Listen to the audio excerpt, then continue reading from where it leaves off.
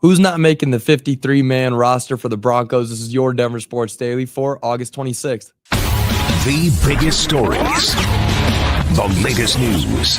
It's Denver Sports Daily.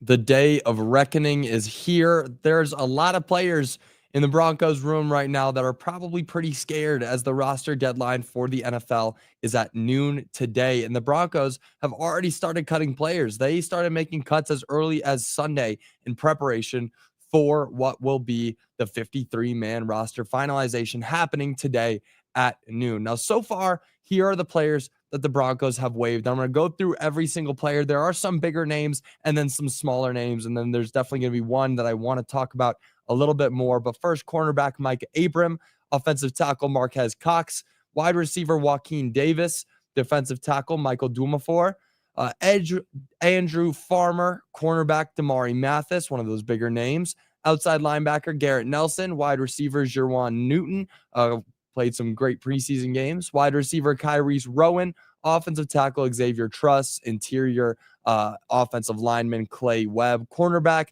Josh Pickett, running back Blake Watson, and then running back Audric Estime. That's 14 players so far. And of course, those two running backs, Blake Watson and Audric Estime, big cuts, big news. You know, I was really high, honestly, on Blake Watson. Not really high, but I thought that he had a better chance than maybe Tyler Beatty to make the 53-man roster. Call me crazy if you want. I might be. But from what I saw from Blake Watson, it was pretty good in the preseason and in training camp. So a little bit surprising that Blake Watson didn't make it. I guess not too much that Tyler Beatty ended up making it. But Audric Estime, that's the one I really want to talk about because a couple weeks ago, I think it was actually just last week, I joined the rundown when I was hosting, and I went a little bit in on Audric Estime. And I was very open about the fact that I really did believe he would be a training camp cut. He wouldn't make the 53-man roster. And it turns out that that's the truth. It looks like the running back room that's set for the season is going to be J.K. Dobbins, R.J. Harvey, Jaleel McLaughlin, and then Tyler Beatty.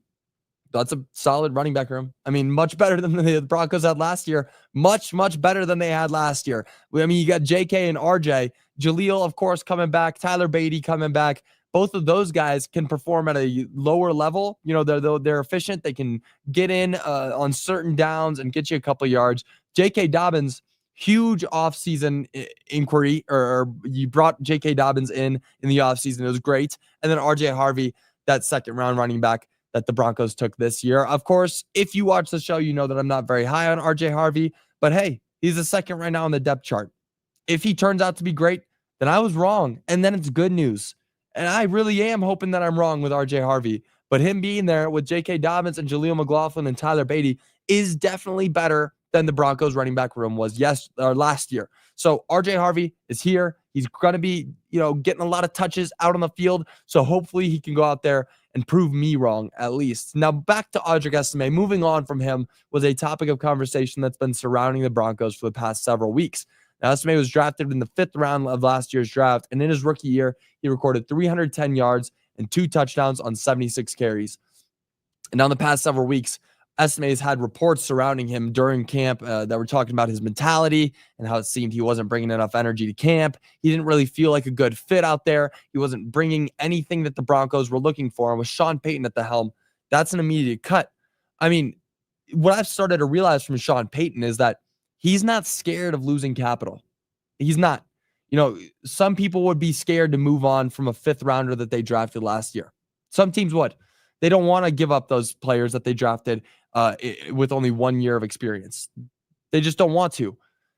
But Sean Payton doesn't care. I mean, look what he did with Devon Vele. He'll trade him away. And Estime didn't have the luxury of being traded. He just got cut. I mean, you can even go back as far as Russell Wilson. There were so many conversations about, just keep him, might as well try it out. He said no, he didn't want to keep him. He wanted to get him out as quick as possible because he knows how to build a team and he knows how to surround a good offense with better pieces. And he doesn't want anything in the room, anything on the roster weighing the offense or defense down. That's just how he looks at it. So if something is worth value, if something is given value just because they were a draft pick in a last year, he doesn't care. He's going to move on from them.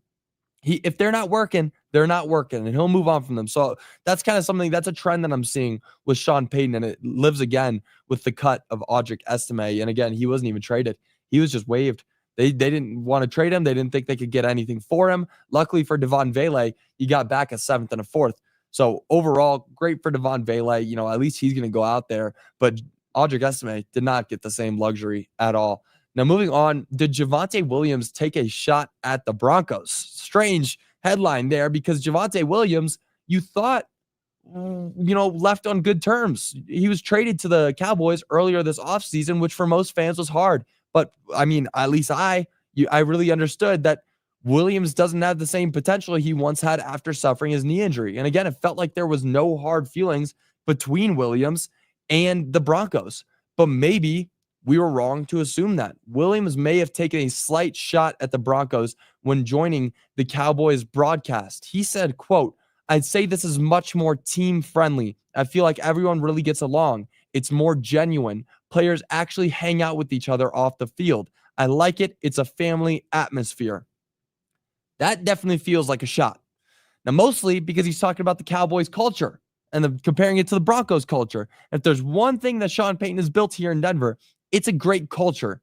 And the Cowboys culture seems to have some issues of its own.